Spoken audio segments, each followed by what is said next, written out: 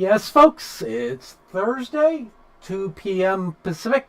I'm Fred McMurray, which this means something like that. I don't know, long day. This must be...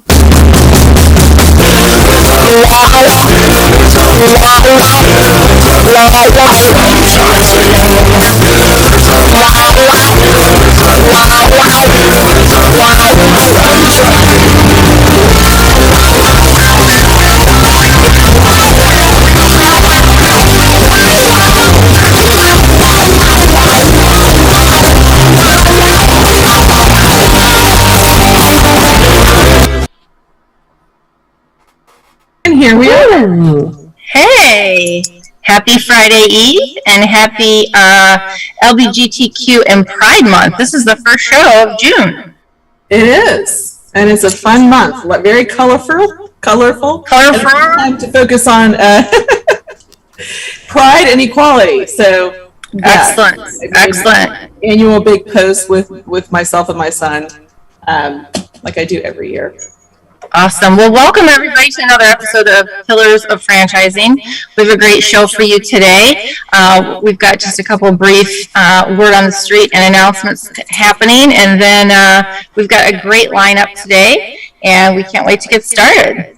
Elizabeth, what do you hear today? What's on the street? Well, we got a couple of words on the street. One is the magazine dropped yesterday, so if you have not had a chance to look at it, the June issue is out. We have Daniel Stein on the cover of Special Strong. It's a great cover photo. I really, really loved it. His story, if you haven't heard it, is an incredibly inspiring one. Yep. And if you have any kind of an interest in fitness and in working with special needs humans who benefit so much from his business model and his fitness routines, including getting someone walking who hadn't walked in 7 or 8 years, you need to check that out. It's a great story. Yeah, he was a great interview as well. And we're going to be airing that. We had kind of a technical hiccup. Wait, was that with him or was that with Ellie? It was with him. So he's going to next week. Awesome. We got our technical issues worked out. So if you had intended to watch that the other week, tune in next Thursday, and we'll have a really heartwarming and interesting interview with him. Yeah, really inspiring. So all of those out there who are thinking, maybe I want to get out of my Joe job, my corporate, ladder job, take a listen to that interview because he's very inspiring, and I think that it will certainly stir your soul. What else do you have, Elizabeth? Well, and it will, and that actually leads right into one of the things we wanted to talk about quickly today, which was you and I read a report about confidence in U.S. employers dropping. Yeah. It's a LinkedIn report that American confidence in employers has suffered the steepest drop that they've had in 2 years. Yep. And it has dropped by 28 points on a scale of 100. So interestingly, it kind of feeds right into what we do, which is help people find franchise systems. Absolutely, yeah. When I read it, I thought, wow, at this point, I didn't know that we could go much lower. And then when I read the report, I thought, holy cow, if there's anything that should make the franchise industry boom, it should be the fact that so many people are so unhappy. And we've talked about it a lot on the show, but it's really kind of one of those weird things because you have everybody thought, as they say in the article, that it was all about pay, and then they realize that that's really not that's not the whole picture. Yeah, I mean, people want to be treated well. They want to be valued. They want to have more flexibility. COVID has certainly informed us as a country that we can have flexibility and be productive. So there's a lot more to it than just the pay and owning a franchise. So, I mean, tell your audience about your experience with owning and growing your locations, because I think that really speaks to the things that people are looking for. Yeah, well, I was one of those corporate moms and was trying to just figure out how do you do the big schedule and the travel with 2 kids at the time, right? And it was really just a really bad snowstorm that got me stuck with 2 kids in a van screaming, no dry diapers left, no formula left. And I was like, that's it. I had, I wouldn't say I was even close to where I wanted to be necessarily. in a financial situation in terms of my stock plans and things like that. But I knew that I had enough. I could probably get something started. And I think, especially for women, sometimes it's a matter of thinking like, how am I going to be able to take on this big thing like buying a business and still be the backbone of the family, who has to take care of the kids, who has to do the laundry, who has to clean the house, like all of that stuff, right? It's very overwhelming. And I had just had it to the point where I said, you know what, it doesn't matter. I have to do something.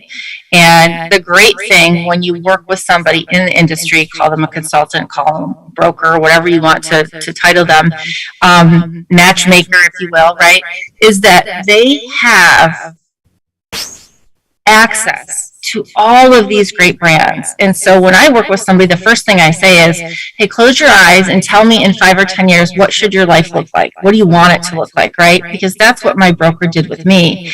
And I knew that I wanted to be there for my kids. I knew that I wanted to be more of a room mom, but I also wanted to provide great opportunity for people in the community to grow and to support their own families. And so through a long process, and when I say long, I mean probably 4 to 6 weeks, we were able to nail down some brands. And I didn't pursue it solely for the money. As a matter of fact, the money was kind of like, if I make as much as I did when I left my corporate job, that's fine. I wasn't looking to make in excess necessarily, because for me, it was about quality of life.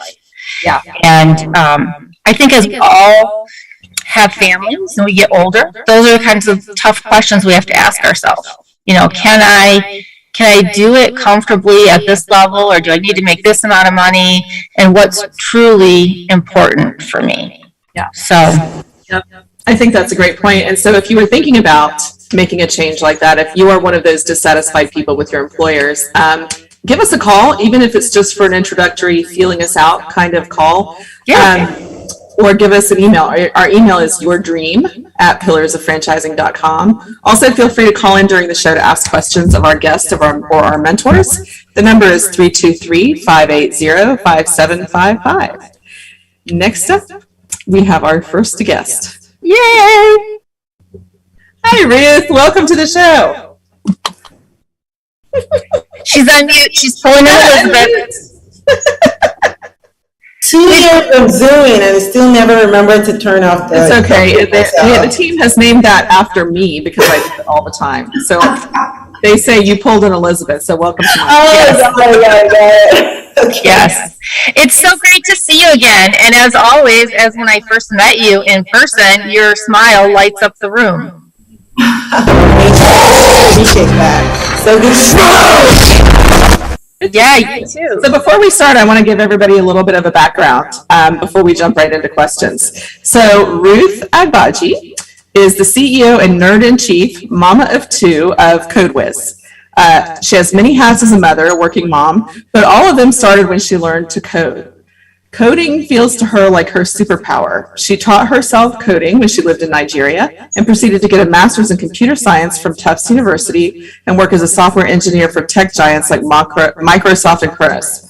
She turned her passion for coding and her desire to create lasting impact into her business, the CodeWiz, a project-driven approach to teaching kids how to code, and now she gets to help kids connect with their inner genius every day. She believes that you can do anything you set your mind to and wants to show that in every part of her business and her life. And I'm so excited to have you here. You've got a great story. You've got a great attitude. And we interviewed you in the April issue of the magazine and talked so much about all the changes that you've been going through in your business and all the lessons that you've been learning along the way. And the vulnerability you showed to share all of that with us, I think was really, really important and can be a great lesson for our viewers. Absolutely. I think it's one of those experiences that, everyone thinks, oh my gosh, it's so great. But there's a lot of underlying emotions and there's a lot of layers to acquisitions. And I'm always happy to share. Well, and not even just the acquisition, but so here you are, a mom of 2. I had heard your story about learning to code, but what inspired you to take that into building a business? And then obviously you continued to build, and then you franchised, right? And so where'd you start? Were you feeling that overwhelming feeling when you first got going? So when I first got going with CodeWiz, with the original location, Well, I was very overwhelmed at work. I was very overwhelmed in the corporate world, and I felt like I had no control over my life. Turns out I'm very high on this scale. I have a high D, and so lack of control, that really gets to me. And so I really wanted to have control over my life, and I really wanted to be able to see my ideas come to life. And so I was overwhelmed by the fact that I wasn't able to contribute. I was overwhelmed with having two little ones. I was overwhelmed with commute. And so I was like, you know what? I'm okay being overwhelmed as long as I'm getting something out of Right. being overwhelmed. And so starting my business, yes, that was crazy. It was nuts. And again, being a high D, you don't really think through all the details. You're just like, jump on in and we'll figure it out. And so, it's like you jump up the cliff and then halfway down, you're like, oh, okay, so we need this, we need that. And so, yes, it was overwhelming, but I was really driven by the fact that I really did want to make a difference. I really did want to take control of my life, and I really needed the flexibility to be there for my family. And so I just, I'm going to figure this out, and figure it out I did. Well, I think it's very interesting, and I want to make sure that all of our listeners, if you haven't read about Ruth, that you understand that she actually founded, so you are the founding person of CodeWiz. So it really started as an idea and a startup, and you just never stopped. That strong D came through. Yep. It hasn't let me down yet. That's awesome. That's awesome. We have listeners out there who are contemplating, do you start your own business or do you buy a franchise? And so it's interesting to me that you started it and then turned it into a franchise, because that's a big order. Yeah. And, before I started CodeWiz, I had looked into a different franchise. And, again, true entrepreneur, I don't like some things, so how hard can it be to start my own? And how hard was it? It's very hard. It's extremely hard. It's a lot of work. It's a lot of work. And just thinking through, I know that people looking at businesses, a lot of times, because I'm part of the fan dev process for CodeWiz, you see people's in their heads, they're thinking, well, I don't like this aspect of things. Well, have you thought about doing it this way? Have you thought about doing it that way? And I could just see myself on that side of the table. Just you're not really thinking deeply. There's so many layers to starting and running a successful business. And so now I tell folks, my husband who's looking at franchising, I'm like, if you find a franchise brand that you really like, that resonates with you, and just kind of like what you said, having that 5-year plan, it hits all of those things that you want for yourself, just go for it. If you're super entrepreneurial, go find an emerging brand. They'd love to have you. Yes. But, make sure you explore all the options before going through the pain of starting your own, because it really is a lot. It takes a lot to make it successful. Awesome. Thank you for sharing that.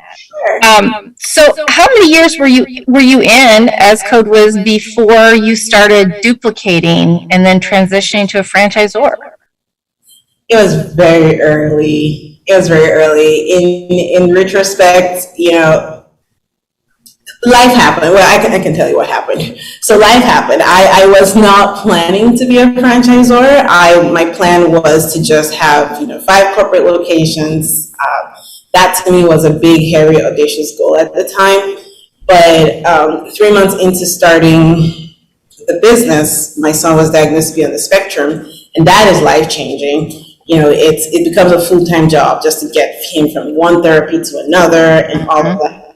And so I knew at that point that having 5 corporate locations would be challenging, because my goal was 5 corporate locations year after year. So I wasn't going to space them out. So I knew it would be challenging. But my mind had latched onto that goal of having multiple locations. And so I was like, okay, well, if I can't do it myself, is there a way to to bring in other people and we could do this together. And so I started to think about franchising. And so we started offering franchise opportunities in 2019. So I started thinking about it about a year or so after we opened, and then we officially started offering in 2019. Awesome. So I'm sure developing those during COVID was a lot of fun.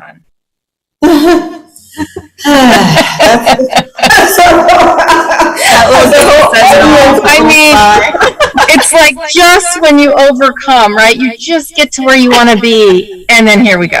Like boom! Oh man, no, it was rough. I often think of myself as somebody who is just resilience, just coming through, having the background that I have, where I grew up, and all of that. I think of myself as being mentally strong, but boy, did COVID test the limits of that strength. There were times where I just wanted to throw in the towel and just be done. And I was like, nobody would blame you. Businesses are dying left, right, center. It will be fine. But interestingly enough, what kept me going was the parents' feedback to us. The parents were saying, thank you so much for keeping CodeWiz going, because that's the only thing in my child's life that isn't changing. This is the only thing they look forward to. School has become awful. Everything around it, they can't talk with their friends, they can't do anything. But CodeWiz is the one thing that has remained constant. Thank you for doing that. And I'm like, okay, great. Now I gotta keep going. Okay. All these children's happiness rests solely on your shoulders. Yeah, exactly. And I take that very seriously. So okay, I'm gonna keep going. And I'm so glad that we did. I really am. COVID wreaked a lot of havoc on many people's lives and businesses, but there were some silver linings, and for us, we had some silver linings. Just transitioning to online classes really opened the door to a lot more opportunities to impact kids around the globe. We had kids from Belgium at the time, from Nigeria, from Canada, Switzerland. It was pretty special. And it was being online, being able to pivot successfully to online classes that then put us on the radar of To Your Doctor. So it really was a blessing in that way.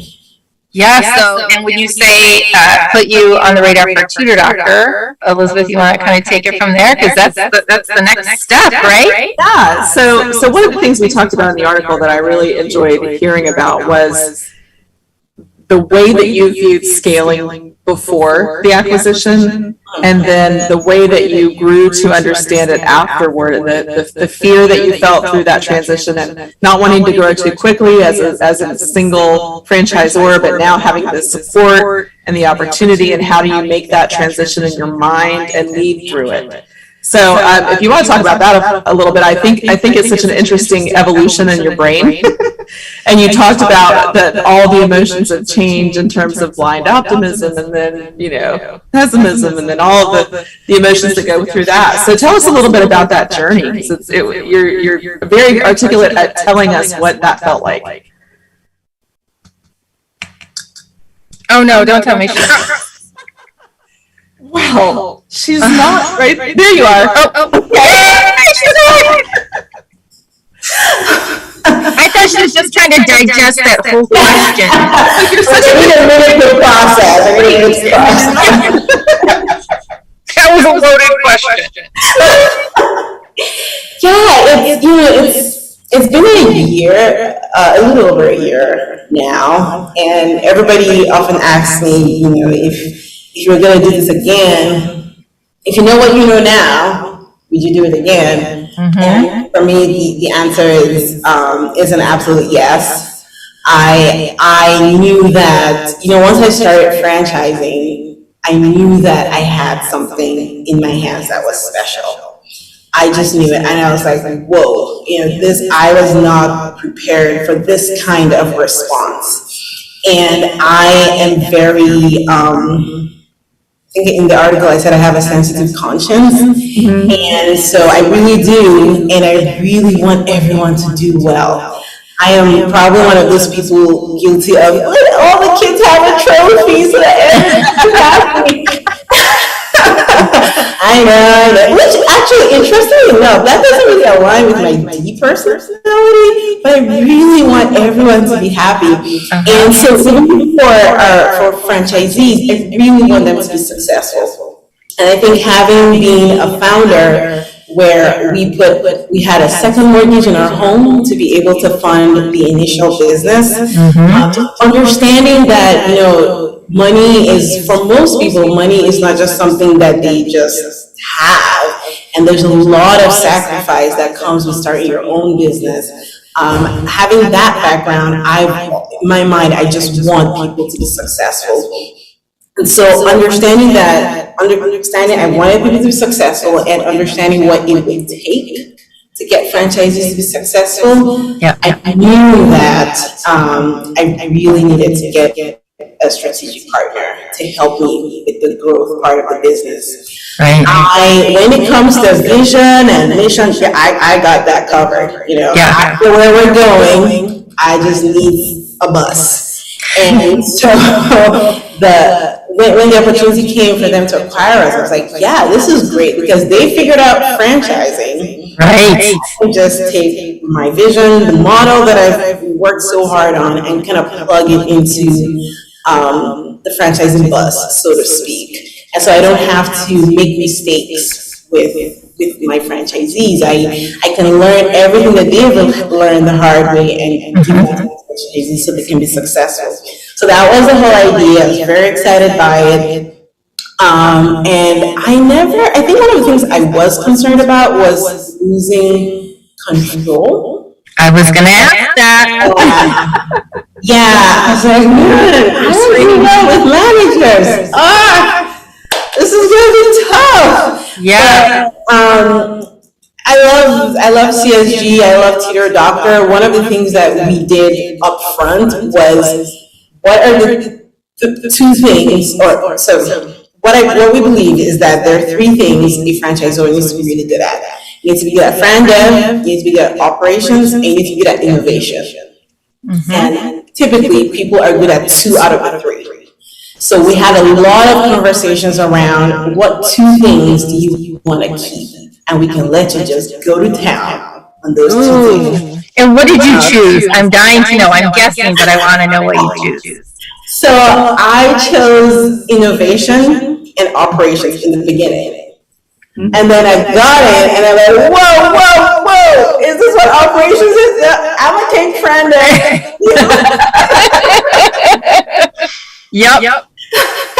So I took fran dev and innovation, and it's been so great because we just take everything Teeter Doctor has figured out on the operations side, and it's also directly applicable.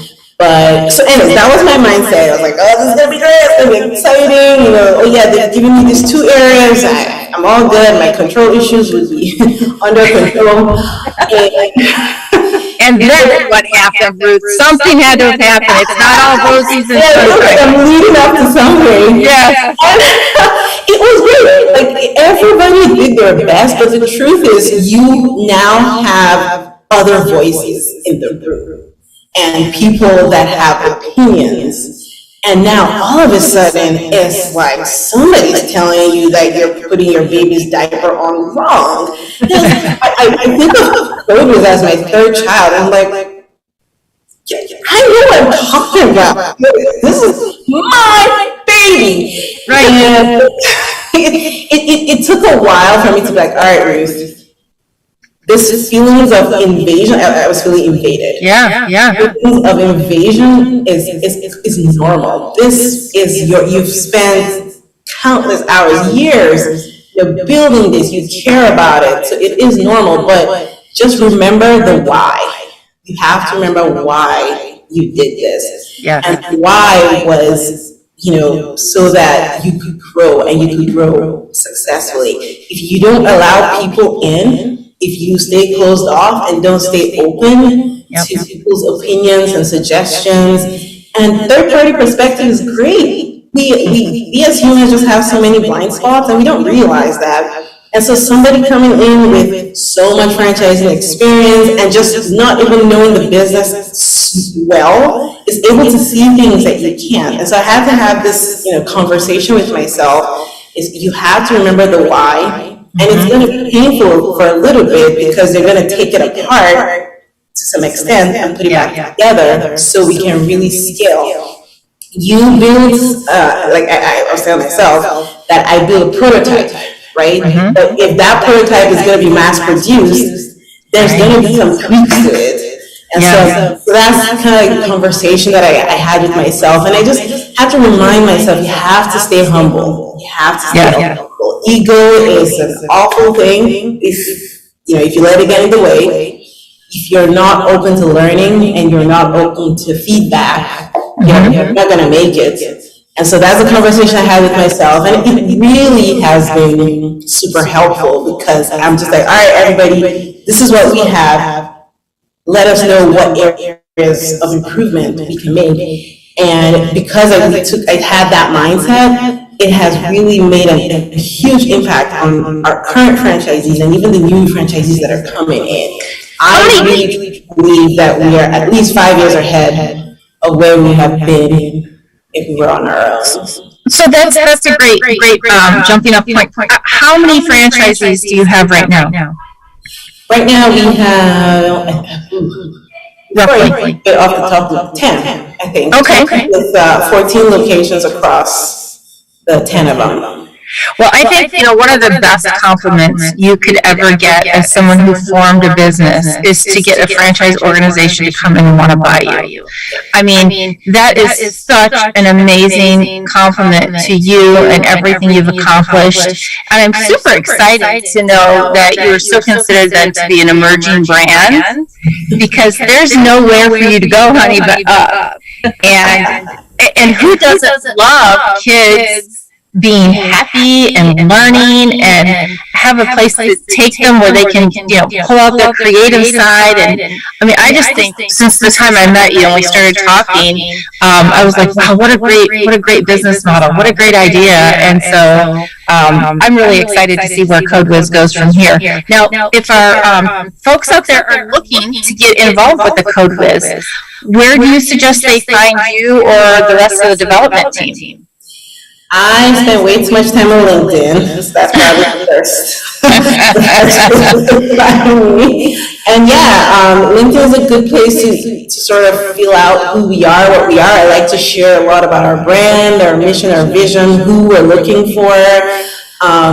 But you can also check out our website, franchising.com. That has a ton of information as well. And when you feel ready, I don't want to attack you, but when you feel ready, you can email me at ruth@thecodewiz.com, and I'll be more than happy to have a conversation. I think that's awesome. I'm so very excited for you and for the whole team now. And I wanted to make sure that, our doors, our cameras are always open. We would love to continue this journey with you as you grow. And I know that as a member of Franchise Brokers Association, they work really hard at making sure the emerging brands and the existing brands are really top-notch, good quality franchises to buy. So, for our listeners out there, if you're thinking about a brand that is into kids and some kind of science, coding, technology type thing, STEM, let's just call it, I think this is a really great opportunity.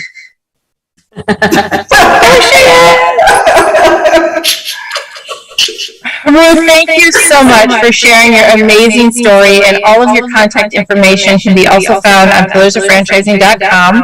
Can you tell us very quickly, because I'm remiss in asking you, what type of investment are you looking for from somebody who might want to buy a CodeWiz? So it ranges between $120,000 to $199,000. But right where in the middle is what people would look to spend. Okay. And is that include all inclusive of build outs and everything? Yes. Okay. All inclusive of the franchise fee, build out, and working capital. Awesome. Sounds very reasonable. Might have to check on that, Jerry, my partner there. We're going to have to look that up. So thank you again, Ruth. We're so pleased to have you on the show. And again, check out Code Whiz for all of the exciting information that Ruth has to offer. Thank you for having me. Anytime. Hey, franchise owners. How's your local marketing? Do you feel like you could use some help keeping up with your social media posts and comments and reviews? Do you wonder if you could be doing more to attract local customers? Are you able to identify new movements to your local area? At Westbine, we help franchisees like you reach more local customers through digital marketing. With daily monitoring, creating content, and ad placement, and customer data intelligence, we'll get your business in front of the people who want your products or services. We also work with franchisors who need an agency to handle the digital marketing for all of their locations. If you're ready to reach more local customers, give us a call at 805-265-5440 or visit us at westbine.com. That's 805-265-5440 or westbine.com. Jerry, you're back. I'm back. Did I go somewhere? Well, I don't think, were you with us last week? It doesn't seem like you were. How were you? It all runs together. You know, sometimes I see you in a truck, sometimes I see you in the trees, occasionally you're in an office. Not very often in an office, Kristin. I got to be honest with you. I spend most of my life on the road anymore. You know, when you run the crowd that I do, trying to build businesses and help franchisees and work with franchisors and so on, it is a busy time. Yeah. How about our interview with Miss Ruth? I just think she's so fabulous. I met her at IFA, I think probably about the same time you did at the convention, and she blew me away there. And this interview was life-changing, it should be for a lot of people that listen to her out there. So I learned a lot from her, and I'm really excited about what she's doing. And man, the sky's the limit, I think, for her and Code Whiz and everything else they're involved in. Yeah, I mean, could you tell me a little bit about, I know we've touched on it before, but, some of these emerging brands really pique my interest because, as we talked before, there's so much, I'm going to call it latitude, to get involved in some of the decisions that are made moving forward and really forming the franchise of the future.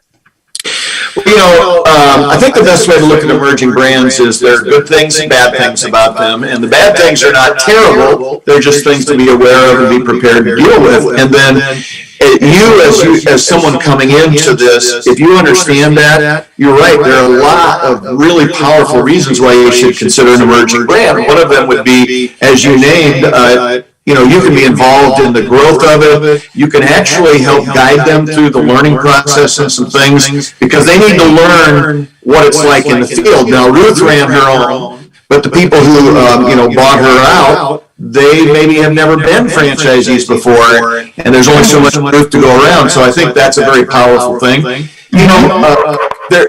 There is a sense of pride that goes with working with an emerging brand that maybe you don't get quite as much of when it's an old standing brand that's big and just kind of on autopilot. I really love emerging brands. Many times you get into them for a little less money. I mean, Ruth's number was very inexpensive, I thought, so I'm quite pleased with that.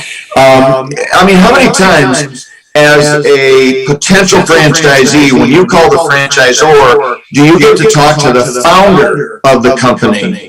Yeah. And learn what it was like to actually start that up and what to look out for and things like that. So I want everybody to understand, you need to understand there's two sides to that emerging brand thing. Most of it is positive. The things, and I'm not saying there's negative, there's things you just need to be aware of. They will likely not have as much structure to support franchisees as a larger, older brand. So they have to help them develop some of that, right? Mm-hmm. They may not have, and I always call them the VPs of everything, vice presidents of everything, because, you know, when you're with a larger brand, you got a vice president of facilities and marketing and real estate and yada, yada, yada. And most emerging brands have like one or maybe two people doing all of those things. So, again, that's a good news and bad news thing, right? The downside of that is, you know, there's only so much of them to go around. It takes a little time to get answers maybe sometimes. The upside is you're dealing with the person. And the person does it. And you know, in my old coaching days, I used a couple acronyms, and I think it's perfect for this. In fact, almost spot on. We always look for the man, and that stands for money, authority, and need. And in this case, I look for the woman with overall money, authority, and need. Because in this case, I think that would be perfect. You know, you're going to talk to the people that are actually making the changes and the decisions, and you can implement something of your own. Yep. I really, you know, I've talked to a couple of emerging brands over the last couple of weeks, and I will say the one thing I really enjoy when you get to meet with the founders is no one can paint what their vision is or was when they started like they can. And you won't find another person in the entire organization that believes in it more, that really, you know, at my corporate job, we used to say, oh, we bleed orange, right? Because that was the company color. But I mean, in this case, she bleeds code whiz, right? And I just think that there's something so inspiring, and it really gets people engaged and excited to get going, you know? You know, I found it interesting, the comment that I made a note about, I found really enlightening, was that, you know, the control that she had to give up when she sold, and that she got to choose two things out of the three, right? And then she changed her mind on them, and interestingly enough, that's exactly what happens to franchisees too, because when you buy a franchise system, you cannot be all things to all people. So there's going to be things that are within your sphere of influence, your comfort zone, your expertise, those kinds of things. And other things, you just have to hire somebody to do, or farm it out through a third party or something like that. And so many franchisees try to do everything and generally fail at everything because they can't give up control on two or three things. So I think what she learned in that process is also very pertinent for franchisees coming into this thing. Yeah. What did you think about, you know, I think it was really great that she knew going in that she was a type B personality, right? So for her, she cared enough to identify what type of a person, what type of a leader was she. And I think, you know, to me, that's very important. I took I'm going to call it a survey, a profile or whatever, when I got started in my business too. I had done one in my corporate job just a few months prior. I did another one going in when we were looking for franchises to really help guide me in not just what my strengths and blind spots were, but it kind of guided me to what type of company and then what type of people I needed to hire so that we had a real complete circle in terms of the right mix and such. Well, I tell you, I think everybody thinking about trying to get into a leadership role or become a franchisee or anything like that should do a DISC profile or one of the other versions of that and learn more about themselves before they really go into it. For me, I've always considered myself a leader. I don't know if I am or not, but I've always considered myself a leader. And most of my friends who have watched me over the years would say that I just am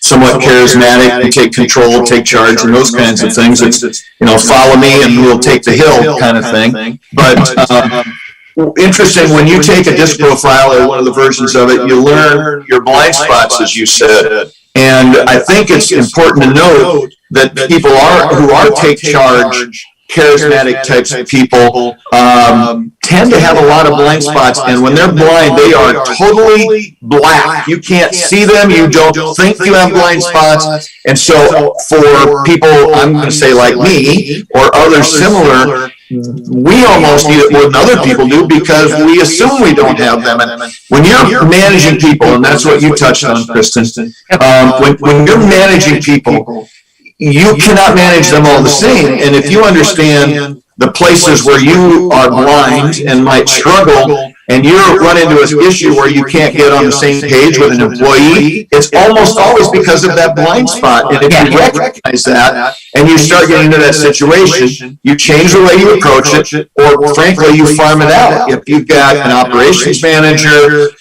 or somebody in another position within your company that can handle that situation that more matches the personality or the understanding of that employee, be prepared to pass that off. Also prepare the person you're passing it off to before you actually pass it off, because they may not be ready for it either. But the fact is, once you understand how you're wired, it makes it much easier to manage people and grow. And you could become an impediment to the growth of your organization because of your blind spot. So recognize it and do something about it. Yeah, I think that's very good advice. I mean, I will, full disclosure, say that I am one of those that runs, I have the vision and I run full on, crazy to the wall, but if you want me to do like deep dives in data, that's like analysis, I'm not so sure, I've got the ideas, I know where I want to go, so I'm like the D, moving straight ahead enthusiastically, getting everybody cheered up around me, right into, whatever it happens to be, but so those are certainly valuable. I really appreciate you sharing your thoughts on that. Well, and always, anytime, I love helping potential franchisees and even franchisors in this case. And before Fred sticks his head into this, we have to understand that it's that time of the show where we have to talk about timing for buying a franchise. Is this a good time? And, this starts getting repetitive after a while, but I will change when the times change. The fact is, this is a spectacular time to get into franchising. With the transference of employees and employers and people going different directions. It's amazing. As we talk about, there's lots of money to be loaned against franchise systems because the franchise systems were so strong during COVID and all those kinds of things. So if you're thinking about making a change, now is maybe the best time in history. The last thing I will say is one of the reasons it's the best time is because you got lots of people like us on Pillars who would love to help support you on that journey. So with that, Kristin, I'll turn it back to you. Awesome. Thank you very much, Jerry. We can't wait to see you next week. Along with that, obviously, we do offer those surveys, and there's a lot of them out there online that people can take a look at if you choose to. Elizabeth, I think we're going to switch it over. As usual, thank you for joining Pillars of Franchising. We appreciate every single one of you. We want to give a shout out to our sponsors. The Titus Center for Franchising at Palm Beach Atlantic University. You can find them on the college's website. Also, Franchise Show 247, which can be found at franchiseshow247.com. And we couldn't do without our sponsors, and we appreciate their support. Don't forget, we'd love to have call-in guests. Our number to call in is 323-580-5755. That is 323-580-5755. If you have questions for our guests or for any of our $1 Million mentors, we welcome you to call in at any time on the show. We will do our very best to answer your calls. Stay tuned. More coming up. Hi, Maura. How are you? Doing really well. How are you? It's been a great show so far. It has, and we're going to come back to you as soon as Andrea and I are done chatting. Awesome.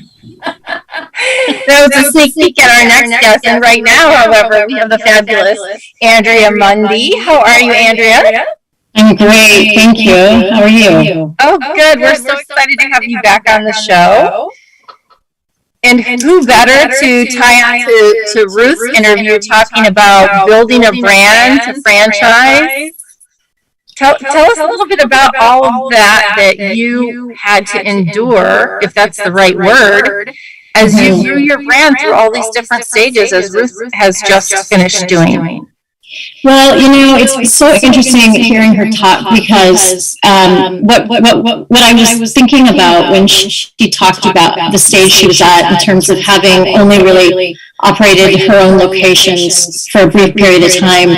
And my experience was very different. I had operated my own businesses for so many years. So I actually think where she started franchising in terms of really being able to quickly and nimbly refine the model to make sure that the unit economics made sense to more quickly as a franchisee, made it a little bit easier in many ways. When you have a lot of operating history with a lot of different twists and turns, there's just a lot of explanation, and there's certainly positives in that because you have a lot of experience in why certain things worked or didn't work. But I think, if I could start all over again, and now I work with brands, to support them in getting themselves ready for franchising. In many ways, if you can come out of the gates with just really powerful unit economics and a model that works, and you put a lot of thought into building your business for franchising instead of creating a business and then making a decision to grow by franchising because somebody wants to do what you're doing, I think you're in a far better place. And I thought a lot about Jerry, what you were talking about with the access to the founder and how as an emerging brand, there are a lot of benefits to working with a founder. And I think Ruth said that, if you're entrepreneurial, find an emerging brand. And I loved that because that's definitely the kind of franchisee that needs to work with an emerging brand. Yeah. But on the other hand, it's very difficult to make that transition to having an acquisition when you have the founder as sort of that point person for the franchisees, and that was definitely my experience. And there was a lot of management of different ways that people handled that transition. And with the company that I don't own anymore, but that I did own, when we partnered with Frameworth, there was tremendous benefits to the franchisees. And I think Jerry, you said, the VP of this, the VP of that there's so much value in having a parent company with just that knowledge base that you don't have,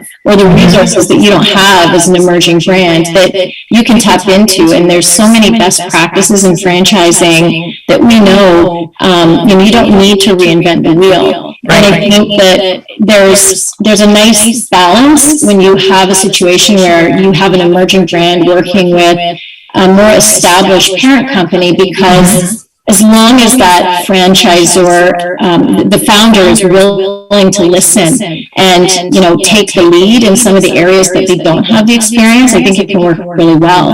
But that being said, there are so many different stakeholders that need to be managed in terms of that transition.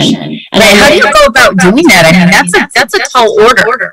Yeah, well, what I would do differently now is, I love the concept of being a little bit more proactive in anticipating what those responses will be. And I'm working a bit with a brand now, getting ready for franchising here in Canada, and they do a lot with the various colors and how those personalities actually work well together. And that's really at the unit level, but I think there's a ton of value in looking at whether or not those personalities are going to probably accept the change in sort of relative short order, or what those hang-ups or challenges might be. And I definitely lean on that, because I can tell you the mistake I made is I will always look for, I've got rose-colored glasses on every day of the week. Like, I am the eternal optimist, and that's just who I am. But that can be very, very annoying to people who need more time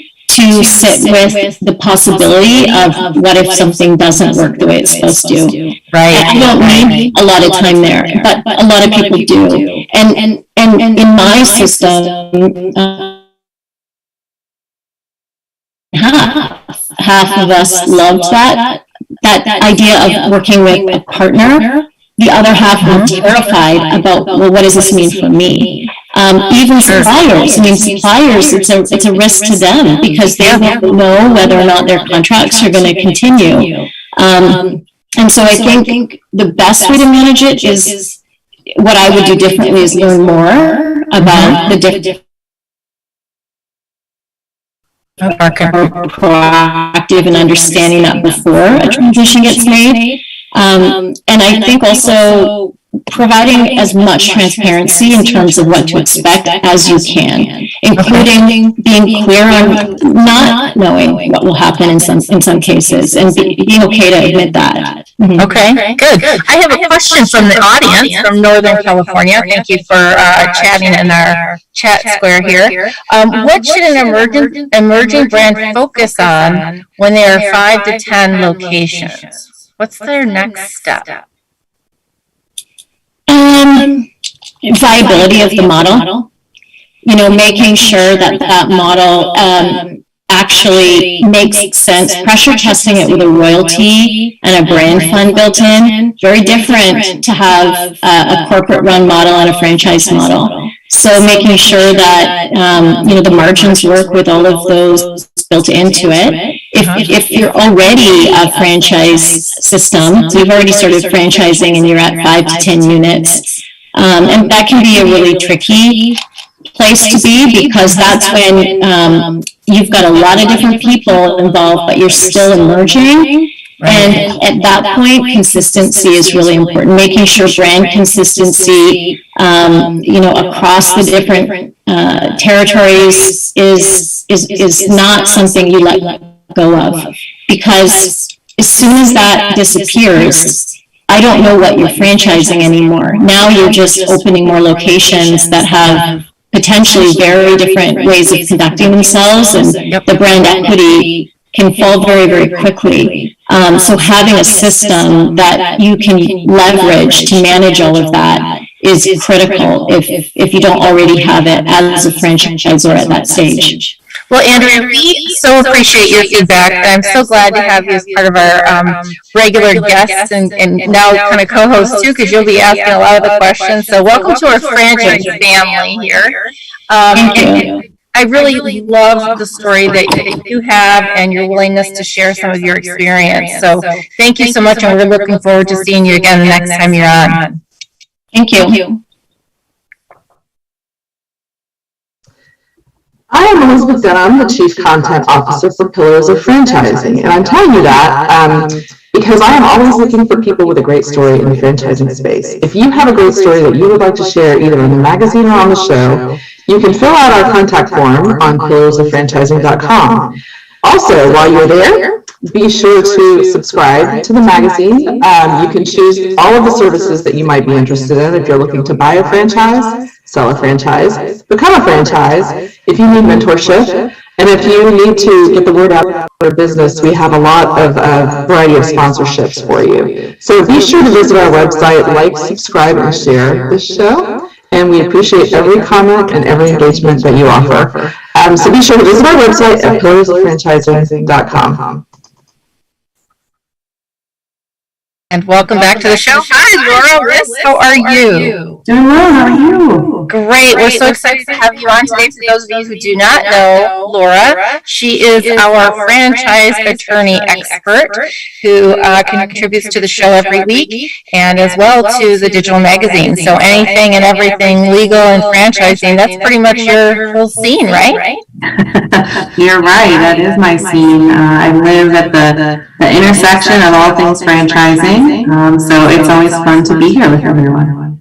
Excellent. So let's talk a little bit about all this growing and merging and franchising, and holy smokes, we've got a lot going on in this episode today. So when do you start? What's the timing? Let's say you're looking to negotiate with a franchisor and you want to expand your business. How do you go about that? Sure. So, in your example, maybe you're saying that if someone already has one location and they're thinking that it's time to grow, they want to do more. Some of the really important things is, just to think about, okay, what kind of growth are you ready for? You might think you want to go to 5 outlets or 10 outlets, whatever it is, you love the business that you have, but that doesn't happen in a year, typically. No. Right? Doesn't happen even in 3 years. For a lot of locations, a lot of brands. And so I think that it's something to really evaluate, what is going to be the timing of what you can realistically, successfully do. If it took your all to do the first location really well, and of course you want each next location to also do well. Presumably, you won't have the same learning curve, but no two stores are exactly the same. There's always going to be some little nuance that's different at the next location. So, it's important to think about what kind of schedule. That's one of the biggest things that I encourage my multi-unit clients to think about is what kind of schedule is viable. And frequently, go ahead. I'm sorry, but the first question I would ask about a schedule is then, when do I get my franchise attorney like yourself involved? Yeah. Do I do it when I'm mulling it over? Do I do it when I'm ready to sign paperwork? What is that? That's a good question. For people who already own one location, they have a lot of knowledge about what's going on in the brand. And so frequently, they will be presented with the new franchise disclosure document. So if they signed and opened like 3 years ago, that document will have at least somewhat changed every year since then. And so it is a good idea to have an attorney at least see what's changed. Because there may be new obligations in there that as an existing operator, you're not really subject to, but they're going to be something that you have to comply with going forward. So that's important. And then I think, before you're ready to sign, when you're still having discussions and you're entertaining the idea, that's when you want to start thinking about, speaking with your attorney, thinking about structuring, thinking about, it is everything all at once. Right? I hate to say that, but it is everything all at once, right? It's talking to your lawyer about how to restructure. It's talking to, whoever your lender may be, your finance team about, okay, how am I going to afford to do this? What's realistic? What can I get financed for? And also, then bringing all of that knowledge to the franchisor and saying, okay, I want to do 3, and here's how I'm going to do it. Right. Well, and I think that's really interesting because, if you look at the way, and I'll speak to Jerry's experience a little bit, he often at times now that he has such a large corporation, he can buy 5 packs, right? And he expands that way. I started expanding, my second year in business, and but I go one at a time. And I kind of have the slow, methodical approach because of the type of business I have. And so I think, the one thing I never did is I didn't really partner with a lawyer to say, hey, is this contract really that different? And I'll tell you, I must have really lucked out because what wound up happening on at least one of those is that they said, okay, yes, here we're approving you to buy it, but now they're both going to be under this one contract. Oh, wow, that is interesting, yeah. So we merged the 2 locations into one FDD, and now this last one that I bought had all kinds of interesting, fun things in it that my initial never had, right? So, and I think that's a really good lesson for people to don't just think that you're going to roll in another location and everything's going to be the same. Because they change yearly, right? It changes yearly, typically. That's like the most amount of time that it would go between changes. I mean, it could change more often, but they try not to do that typically.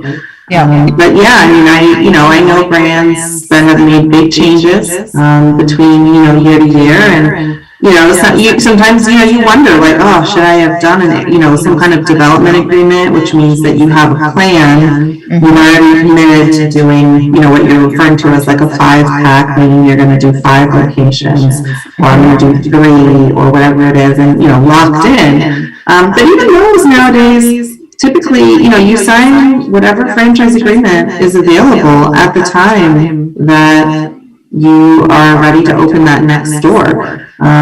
So it may not even, prevent that. You can negotiate some things like the schedule. Sometimes depending on the size of the brand, right? This is an interesting point because we've been talking about franchisors that are growing and scaling. And now we're talking about, franchisees that are growing and scaling. And with the franchisors that are growing and scaling, they tend to be a little bit hungrier, right? They're more willing to negotiate because they really want to get their system growing. Right. And that gives the franchisees more leverage to be able to ask for changes, frankly. You're never going to walk into, even Jerry, having lots and lots of stores, you're probably not negotiating much of anything. You're just buying the next 5. Versus new one you are negotiating. Yeah, I found it really interesting. I was helping somebody research some franchises out in California, and I won't disclose the brand, but it was one of those in which you defined your territory by household count, and by household count, they meant value of the home, income level. Those were kind of the 2 cores. And when they first gave him the FDD, he called and said, "Hey, Kristin, can you help me understand this? This is what they consider to be a qualified household." And I started laughing, and I'm like, so here's the thing, like $80,000 in California as considering to be a qualified income. Those people, they don't get maid service. Those people are still probably living in an apartment because they can't afford a house. And then, when they said, oh, and the qualified income for household value is $300,000. Okay, well, you're talking about a 1-bedroom condo in LA, right?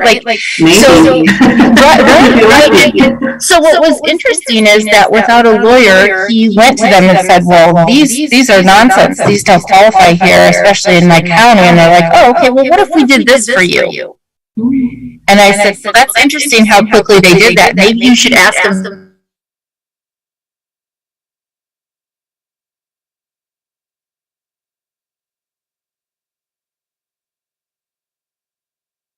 Was recommended in their paperwork, change the household value and what they consider to be, the qualified income level. Wow. And then I got really nervous, and I thought, if they're willing to do all of that, and you've asked as a person without a lawyer, there's probably some things going on in that franchise system that we're going to uncover that we're not going to like. And that may or may not be the case. I wouldn't take a willingness to negotiate as a symptom of anything bad. Being hungry, as I kind of call it, isn't a bad thing. Especially because those are things that are typically like fill in the blank provisions, right?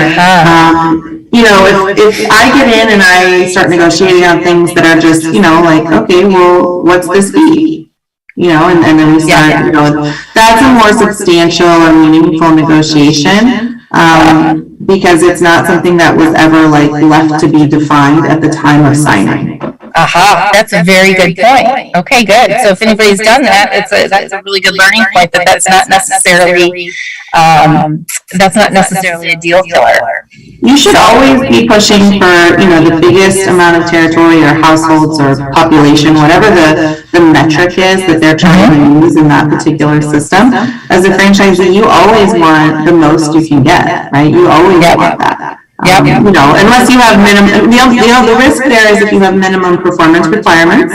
Some brands do have those where, okay, if, by every 10,000 people, you have to have more and more sales, otherwise you have to pay a penalty, essentially, if you don't achieve that. So that is something to be aware of, but they would disclose it if they had that.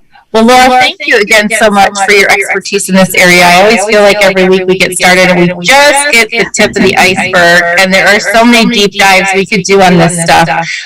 But we're excited to have you back this week. We can't wait to see you again, hopefully next week or the week after, whatever your schedule allows. And just a reminder to everybody out there who is considering buying a franchise, please don't be remiss. Don't make the same mistakes I certainly did, which was to get the wrong lawyer, or even worse, to not get a lawyer at all, because they are your eyes and ears, and really, they are the ones protecting you from making a dire mistake. So, and with that, we'd like to do a wrap up. I would like to thank all of you for joining us on the show today with our guest, Ruth Agbaji. Okay, I'm going to say it right.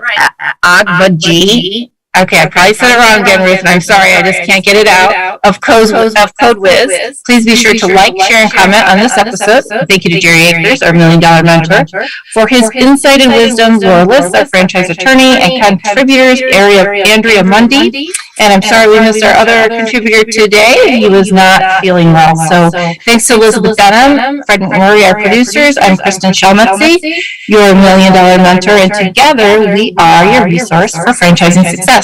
This has been the Pillars of Franchising, and remember, your dream starts here.